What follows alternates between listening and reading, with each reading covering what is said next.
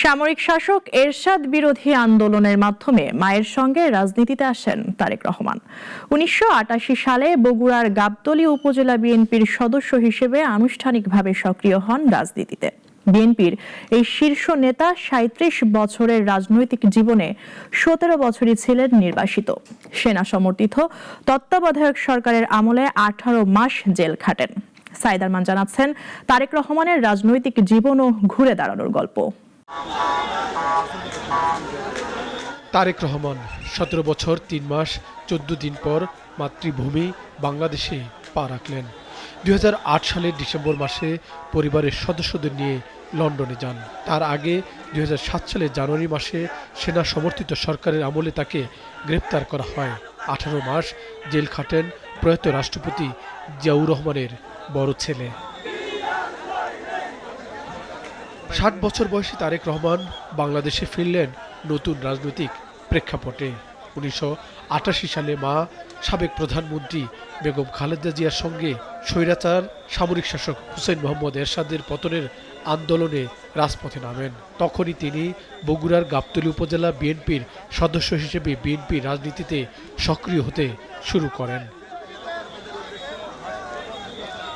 দলীয় নেতাকর্মীরা বলছে, দলের রাজনীতিতে তারেক রহমান শক্ত এবং সক্রিয় হয়ে ওঠেন ২০০১ সালের নির্বাচনে। ওই নির্বাচনে বিএনপির নেতৃত্বে ৪ দলীয় জোট ব্যাপক সংখ্যা গরিষ্ঠতা পায়। ২০০১ সালের নির্বাচনে হাওয়া ভবন থেকে নির্বাচনী কৌশল এবং প্রচারণা ঠিক করা হতো। তবে নির্বাচনের পর হাওয়া ভবন নিষ্ক্রিয় হলে বিতর্ক তৈরি হতো না। হাওয়া ভবন কেন্দ্রিক আরেকটি ক্ষমতার সমান্তরাল কেন্দ্র তৈরি করে বিতর্কিত হয়ে পড়েছিলেন তারেক রহমান। দুর্নীতির তথ্য বেরিয়ে আসতে থাকে ক্ষমতাসীনদের বিরুদ্ধে। আর ২০০৪ সালে তখনকার বিরোধী দলীয় নেত্রী শেখ হাসিনা সমাবেশে বোমা হামলার জন্য হাওয়া ভবনকে দায়ী করা হয়, যদিও বিএনপি সবসময় তা রাজনৈতিক প্রতিপক্ষের অপপ্রচার হিসেবে দাবি করেছে। ২০০৭ সালের জানুয়ারিতে দেশের ক্ষমতা নিয়েছিল সেনা সমর্থিত তত্ত্বাবধায়ক সরকার।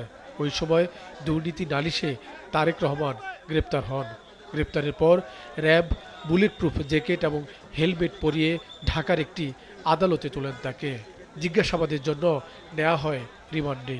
বিএনপি এবং তারেক রহমান সবসময় বলেছে, ওই সময় তাকে ব্যাপক নির্যাতন করা হয়।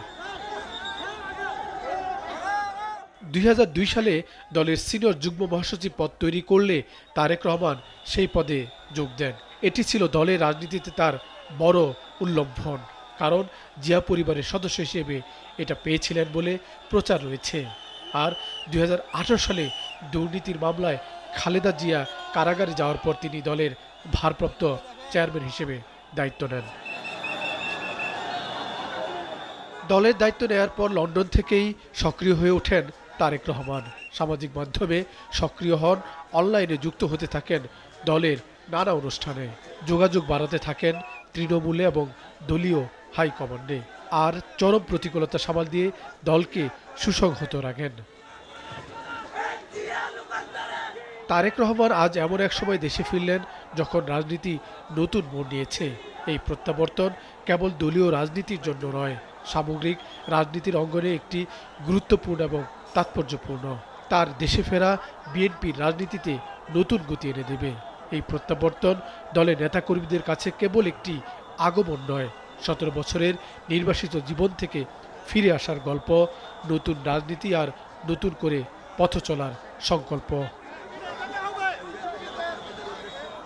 সাইদ আরমান, নাগরিক, ঢাকা।